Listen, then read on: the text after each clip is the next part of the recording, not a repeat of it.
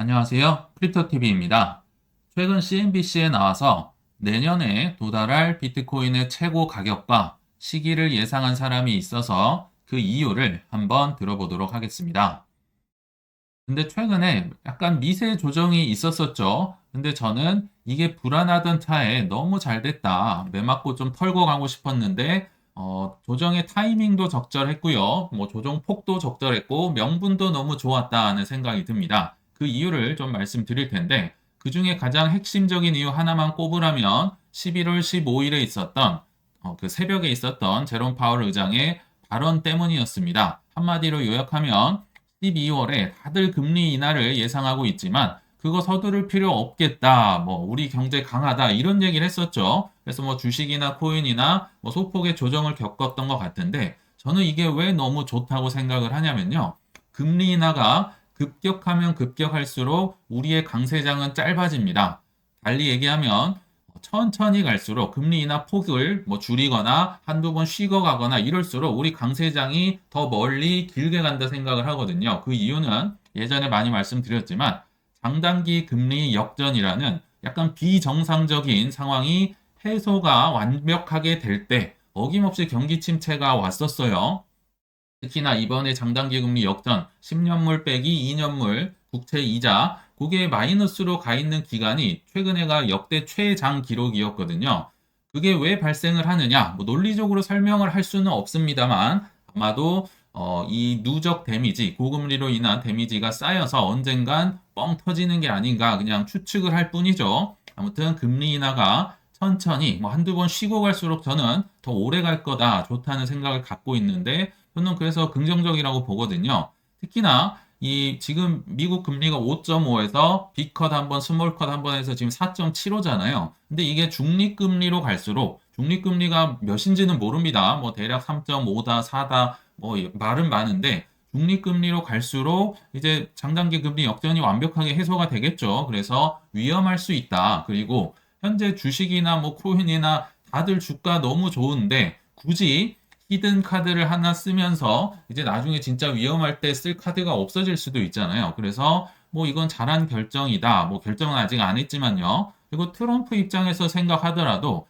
예전에는 대선에 도전하는 입장이었으니까 막 금리 인하하지 말라고 압박을 넣었지만 지금은 좀 천천히 해도 됩니다. 내가 집권을 해서 그때 금리 인하해서 주가 오르면 더 좋잖아요. 트럼프 입장에서도 뭐 나쁘지 않다 이런 생각이 드는데 그래서 제가 패드와치에 가서 금리 여기 2024년 12월 18일인가요? 여기 이제 패드 미팅이 있어서 한번 보니까 생각보다 그래도 금리 인하 확률이 높더라고요. 0.25% 인하할 확률이 절반이 넘습니다. 동결 확률이 더 낮다. 근데 저는 한두 번 쉬고 가면 좋겠다. 개인적인 일단 뭐 생각은 갖고 있고요. 자, 이제 본론을 한번 들어가서 CNBC에 제가 자주 소개드렸던 조 아저씨 계시죠? 자, 이분에게 바네크의 임원 매튜 시겔이란 분이 인터뷰에 나와서요. 이런 발언을 했다고 하네요. 내년 6월까지 비트코인이 현재 가격 대비 102%까지 오를 것이다. 뭐 두 배 오른다는 얘기겠죠. 그래서 좀 기사 내용을 인터뷰 내용을 살펴보면요. 정확히 25년 6월까지 오를 것이다. 뭐 계속 조금씩 오르면서 이제 최고점을 갈아치울 신기록을 경신을 하면서 올라갈 텐데 최고 가격은 약 2.5억 원을 찍을 것이다. 현재가 뭐 1억 2천, 1억 3천 왔다 갔다 하니까 두 배, 딱 2.5억을 찍었네요. 그리고 뭐 이건 김치 프리미엄을 참고로 뭐 감안하지 않은 금액이겠죠. 뭐 짧게 한번 소개를 해드리면 그 이유는 일단 두 분기 동안 반복적으로 사상 최고치를 경신할 것으로 보이며 두 분기는요. 25년 1분기, 25년 2분기에서 그거 끝나면 내년 6월이니까 이런 기사가 나온 것 같습니다. 뭐 여러 가지 이유가 있겠지만 일단 뭐 첫 번째로 과거 통계상 그랬다. 과거에도 20년 대선 이후에 비슷한 패턴이 나왔는데 지금도 거의 비슷하게 가지 않을까 뭐 통계적인 얘기를 드렸고요. 또 이번 상승세가 그렇다고 해서 쭉 가는 건 아니다. 단선적으로 오르는 게 아니라 중간중간 10% 정도의 조정을 겪을 수 있지만 비트코인의 얘기인 거고요. 사실 저는 10%보다 더한 것도 충분히 나올 수 있다고 봅니다. 뭐 한 달 기준으로 보면 한 20에서 30%짜리도 예전에 17년도 보면 한 6번 정도 나왔던 걸 꼭 기억을 해 주셨으면 좋겠습니다. 그렇지만 결국 그 모든 걸 뚫고 2.5억까지 간다는 얘기를 하는 거죠. 그리고 본인의 이제 또 뭐 경험이라 이걸 하나를 좀 소개를 해줬는데요. 상담사들이 비트코인에 대한 투자 비중을 1%에서 3%로 늘리려는 문의가 급증하고 있다. 뭐 인터뷰에 나와서 지금 거짓말을 하는 건 아니겠죠. 이 고객들이 지금 기관이나 큰 기업들 얘기를 하는 겁니다. 원체 돈을 많이 쌓아두니까 거기에서 1%에서 3%는 쌓으려고 할 텐데 나 뭐 사면 돼요? 뭐 비트코인 사면 돼요? 이더리움 사면 돼요? 뭐 블랙로커 사면 되나요? 이런 걸 계속 물어보고 있다고 하거든요.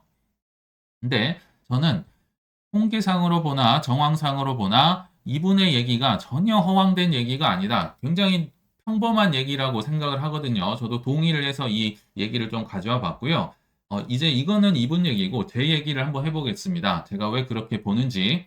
자, 최근에 비트코인이 굉장한 급등이 나오면서 파티를 했는데요. 누가 지금 웃고 있을까요? 아마도 먼저 이 시장을 점령한 뭐 블랙락이나 뭐 코인베이스나 뭐 일부 기업들에 한해서 지금 파티를 하고 있고요. 사실 대다수의 기관들, 뭐 국가들은 거의 참여를 하지 않고 있습니다. 파티가 한창 지금 벌어지고 있는데요. 지금 국가들의 포모가 어마어마하다는 거죠. 그리고 혹시라도 이 뭐 강세장 안에서 조정이 나온다면 바이더 딥을 하려는 수요가 굉장히 많음을 여기저기서 확인할 수 있는데 제가 여러 가지 좀 구체적인 정황을 보여드리겠습니다. 신시아 루미스 다들 알고 있는 미국 상원 의원이죠. 자, 이분이 말로만 하는 게 아니라 굉장히 디테일하게 법을 지금 준비를 하고 있습니다. 연준이 금을 매각해서 비트코인을 구매하자. 돈 어디서 날 건데 다들 물어보겠죠. 야, 금 팔면 되잖아. 이게 지금 법안에 다 들어가 있는 내용이에요. 기사가 워낙 길어서 제가 좀 요약을 해보면 자, 최소 20년 이상 보유할 것이다. 그리고 비트코인 들고 있는 거 20년간 안 판다는 얘기 구체적으로 하고 있고요. 역시 900억 불로 900억 불이면 얼마입니까? 이게 한 100조, 뭐 110조 이 정도 되겠네요. 110조 원 가량으로 비트코인을 100만 개까지 취득하겠다. 이게 이제 전체 비트코인의 약 5% 정도 될 거거든요. 굉장히 구체적이죠. 목표가 있습니다. 그냥 허황되게 뭐 나중에 할 거야 이게 아닙니다. 굉장히 법안에 이런 내용이 들어가 있다. 그리고 미국의 대차 대조표에 편입을 시켜서 국가 부채를 해결할 수 있다. 무슨 얘기냐면요. 대차 대조표는 플러스가 있고 마이너스가 있잖아요. 지금 마이너스가 너무 크니까 플러스 계속 성장하는 비트코인을 대차 대조표에 넣어서 똔똔을 만들겠다. 이런 얘기를 실제로 하고 있는 겁니다. 근데 이게 산 겁니까? 안 산 겁니까? 아직 안 샀어요. 사기 전에 준비 단계다. 그리고 뭐 미국 전체와는 별도로 펜실베니아 주에서도 최근에 그 트럼프를 당선시켰던 가장 뭐 핵심 지역이었잖아요. 어디가 될 것이냐 경합주였는데 알고 보니까 뭐 비트코인을 좀 좋아하는 주였나 봅니다. 비트코인을 전략적 준비 자산으로 법안을 초안을 공개했다. 나라는 나라대로 하고 주 예산은 그냥 주대로 간다는 겁니다. 이거 우리 주도 하겠다. 굉장히 구체적이에요. 여기 또 보시면 예를 들면서 자, 지금 주 정부에 70억 달러 상당의 레이니데이라는 펀드가 있는데 요거를 딱 예시로 들면서 요게 한 10조 원 정도 되는 규모인 것 같네요. 우리 주는 초기에 비트코인 할당량을 최대 10%로 설정하되 실제 시작점은 1에서 5%로 배분하는 방안을 담고 있다. 정말 구체적이죠. 그냥 말로만 하는 게 아닙니다. 그리고 샀나요, 안 샀나요? 아직 안 샀어요. 왜냐하면 주나 나라는 준비하는 게 너무 오래 걸리기 때문에 그렇습니다. 지금 다 최근 얘기입니다. 11월 15일, 11월 15일, 11월 15일 뉴저지 주에서도 이 연금 펀드를 가지고 비트코인 ETF를 살 것이다. 너무 길어서 제가 요약을 해보면요. 몇 주 내에 사겠답니다. 그냥 기사에 있는 내용입니다. 나 이제 곧 살 거다. 그리고 이 곧 사기 위해서 일부 투자 규정을 이미 수정을 완료했다. 이게 주법이기 때문에 굉장히 투자가 어렵거든요. 그래서 나 이미 바꿔놨지롱. 뭐 이런 거죠. 그리고 역시 구체적인 숫자가 나오는데 한 2.25억 불, 뭐 한 3천억 원, 4천억 원 정도 되겠네요. 여기에 2% 정도를 설정해서 비트코인 살 것이다. 아직 안 샀어요. 지금 파티는 벌어졌는데 들어오려고 하는 기관들, 국가들이 줄을 서고 있는 모습을 여러분들은 보고 계십니다.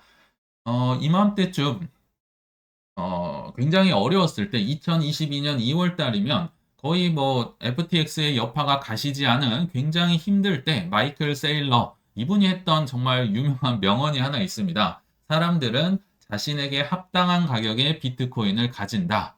야, 그렇게 어려울 때 이런 얘기를 한다는 게 얼마나 참 대단한가 싶긴 한데요. 비트코인 무조건 산다는 겁니다. 근데 당신들한테 합당한 가격에 살 거니까 살려면 빨리 사라. 이런 얘기가 지금 현실화가 되고 있는 거죠. 자, 좀 덜 산 사람 누가 있을까요?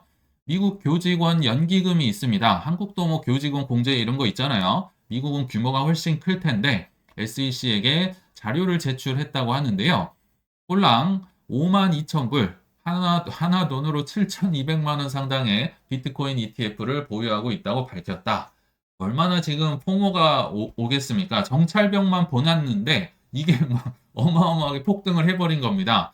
뒤처지는 합당한 가격으로 뭐 들어오지 않을까 생각이 들고요. 반대로 뭐 중간이긴 하지만 그래도 좀 앞서가는 기업 골드만삭스도 역시 공시가 나왔네요. 근데 기억나실지 모르겠는데요. 골드만삭스는 뭐 비트코인은 튤립이고 블록체인은 좋은 거고 코인은 나쁜 거 이 모든 2014년에 이런 얘기를 했던 원조입니다. 코인은 사기다의 원조인 골드만삭스 얘기를 지금 드리는 겁니다. 근데 여기 보니까 블랙락의 아이비트 비트코인 ETF만 4,600억 불 보유를 하고 있다고 합니다. 그러니까 예전에는 골드만삭스가 제가 금액이 기억이 안 날 만큼 굉장히 적게 담았었는데, 자, 지금 24년 3분기 결과가 지금 올해 11월 15일쯤 해서 계속 공시가 나오고 있거든요. 자, 올해 3분기에 누가 얼마나 샀는가 봤더니 직전 보고 당시보다 83%나 많이 늘려서 블랙락의 비트코인 ETF를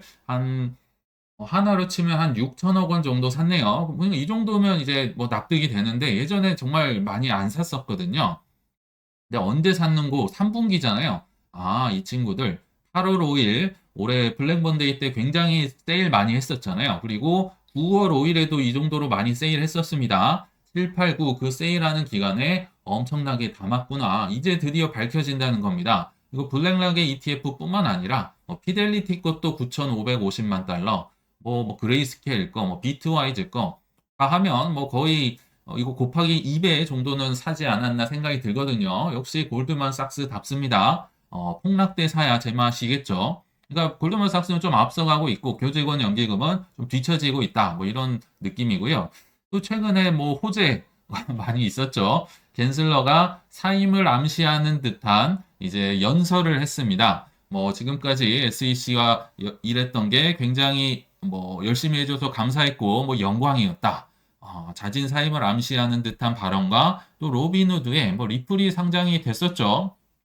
그래서 리플이 뭐 최근에 약간 뭐 꿈틀꿈틀을 하긴 했었는데 비단 리플뿐만이 아니겠죠. 뭐 겐슬러가 나가고 또 친화적인 SEC, 뭐 CFTC, FDIC 의장들이 위원장들이 새로 바뀐다면 직간접적으로 뭐 지금 생각나는 것만 해도 리플, 뭐 폴리곤, 에이다, 솔라나, 뭐 유니스왑, 뭐 이더리움 당연하고요. 또 이뮤터블 X도 그거 받았었죠. 웰스 노티스. 수많은 코인들이 직간접적으로 큰 혜택을 보지 않을까 생각이 들고요. 또 제가 코인베이스 앱 순위가 거의 뭐 인간 지표처럼 지금 생각이 되고 있잖아요. 그래서 영상 찍기 전에 확인을 해보니까 미국 시간 11월 13일 기준으로 코인베이스가 전체 앱 중에 8위까지 올라왔습니다. 아, 이거 약간 무섭더라고요. 이거 탑 3 안에 들면 약간 포모가 진짜 올 것 같아요. 그리고 14일 기준으로 보니까 한 10위로 조금 뒤쳐져 있긴 하는데 만약 이 앱 순위가 뭐 1위에서 뭐 최소 탑 3 안에 들었다.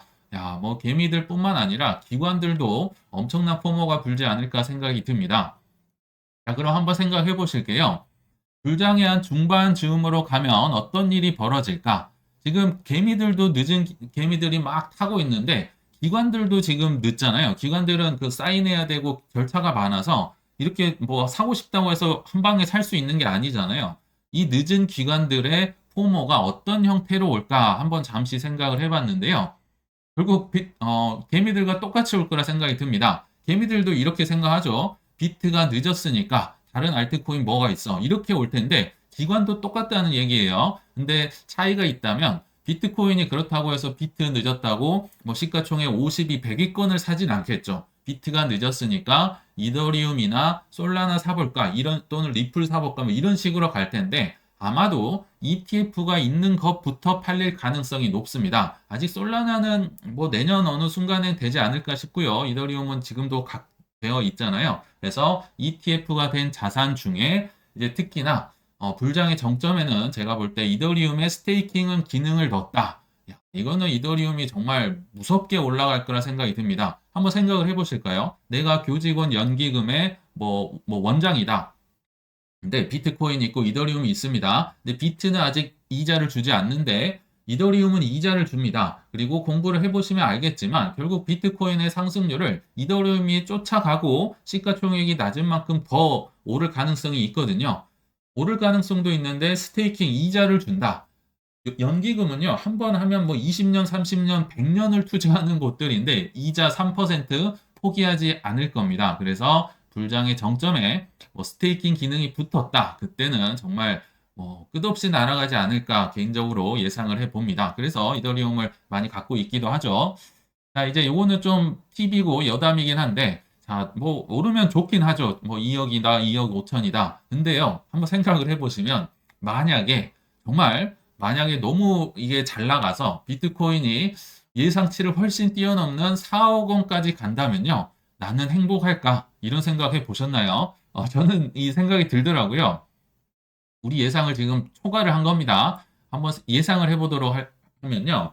일단 목표가 뭐 저는 한 2억 수준, 뭐 많으면 2억 5천, 여기가 이제 뭐 대부분의 사람들이 근처가 되지 않을까 생각이 들거든요. 뭐 목표가가 1억 5천이었다. 그것도 좋습니다. 거기에 맞춰서 그냥 하시면 되는데, 자, 예를 들어 볼게요. 목표가의 근처에 맞춰서 뭐 시기는 모르겠지만 분할 매도를 하고 심지어 전량 매도를 했다고 쳐봤는데 그 뒤로 4억까지 간다는 거죠. 자, 그러면요. 멘붕이 오지 않을까요? 나 2억 원에 다 팔았습니다. 뭐 알트코인도 맞춰서 뭐 한 달 뒤에 뭐 팔든 아무튼 잘 팔았어요. 큰 수익 받고 목표 수익을 이뤘는데 계속 4억까지 간다? 아마도 손가락 빨면서 불구경하지 않을까요? 이게 정말 불행인지 다행인지 모를 정도로 멘붕이 올 거라 생각이 들거든요. 그리고 불구경만 또 하면 다행인데 최악이 뭐냐? 계속 많은 돈을 넣어놓고 이거 저거 기웃거리면서 이거 사볼까 저거 사볼까 뭐 옮겨 다닐 수 있는 가능성 엄청나게 높다고 생각이 듭니다. 그쵸? 우리 계속 예전에 이랬었잖아요. 네, 오늘 한번 결론을 맺어 보면요. 목표를 이뤘다면 정말 매우 아쉽겠지만 떠날 마음의 준비를 계속 해두고 이미지 트레이닝을 하자 이런 차원에서 말씀을 드려봤어요. 우리 겪어봤지만 2017년, 21년도에도요. 저걸 딱 끊어내지 못해서 3년에서 4년을 또는 7년까지도 힘들게 보내셨던 걸 꼭 기억하시면 좋겠습니다. 설사 예를 들어서 목표 가격이 오지 않았더라도 26년을 맞이한다면 내가 갖고 있는 걸 다 정리하는 등의 여러 가지 계획, 시나리오를 꼭 세워두시길 바라면서 이만 물러가겠습니다. 시청 감사합니다.